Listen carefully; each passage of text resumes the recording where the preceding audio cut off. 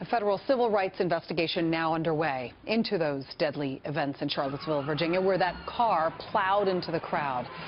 20-year-old James Fields from Ohio. He was arrested after the crash and now charged with second-degree murder, but that could just be the beginning. Let's bring in our legal panel. David Schwartz, a defense attorney and former prosecutor, and Wendy Patrick is a veteran prosecutor and trial attorney.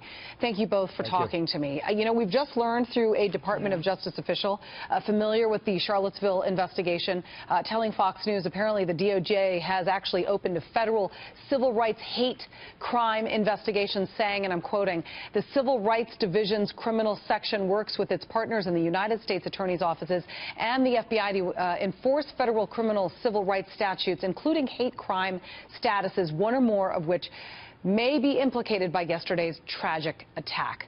Wendy, do you foresee federal hate charges coming? And then how difficult would that be to prove a hate crime in this case in particular? Two very good questions, Julie. And first, our hearts and prayers go out to the victims, their families, and that community. Such a terrible time. But when it comes to hate crime, that's a bit of a misnomer, because prosecutors don't need to prove hate.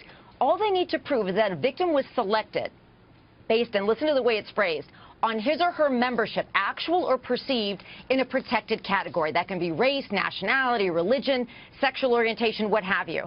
Counter-protesters are not a protected group. So you have to think there's got to be the kind of background circumstances you would need in order to find it awful. It's going to be awfully difficult to prove a hate crime. However, now that you heard a federal investigation has been undertaken, that kind of circumstantial evidence that we're no doubt going to find in terms of that investigation, that can then be used for a state hate crime investigation and also potentially for domestic terrorism. So you can go from there. Okay. So, David, domestic terrorism is actually one of the things that the feds are looking into. They're also looking to whether or not Fields had helped planning the attack.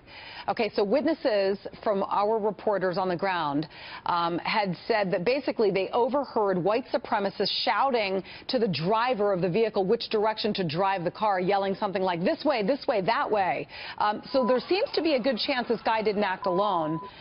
So what charges could those who helped plan or carry out this attack face? Well, I mean, certainly Fields, he's facing the murder charges right now. And look, you're going to have to look at all the evidence. You're going to have to investigate this case to figure out if there are any other charges. Now, as to the bystanders, or they're not such bystanders, if they could be co-conspirators, and there's a very fine line between just being a bystander and a co-conspirator. If you're 1% involved in this attack, just 1%, you could be charged for the crimes, the same exact crimes that Fields is being charged with. Second-degree murder.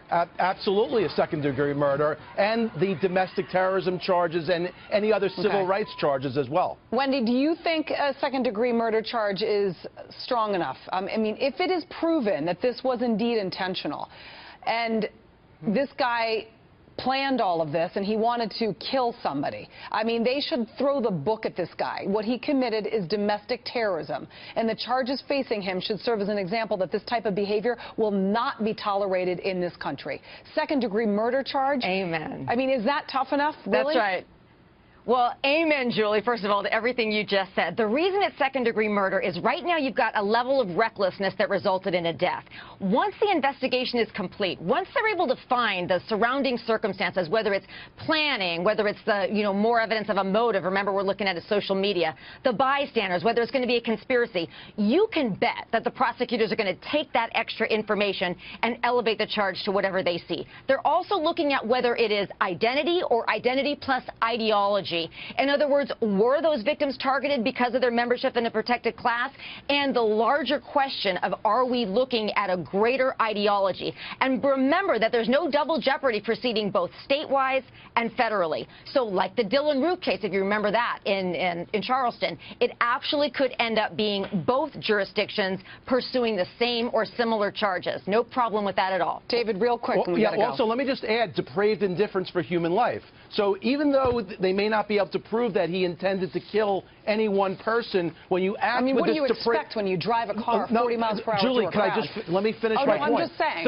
So, his defense is going to have a hard time. When you have I'm making your point. When you have a depraved indifference for human life, that's another theory of murder, even though you may not have intended to kill a particular person. Right. When you act with such depravity, you could also be charged with murder. No, great point.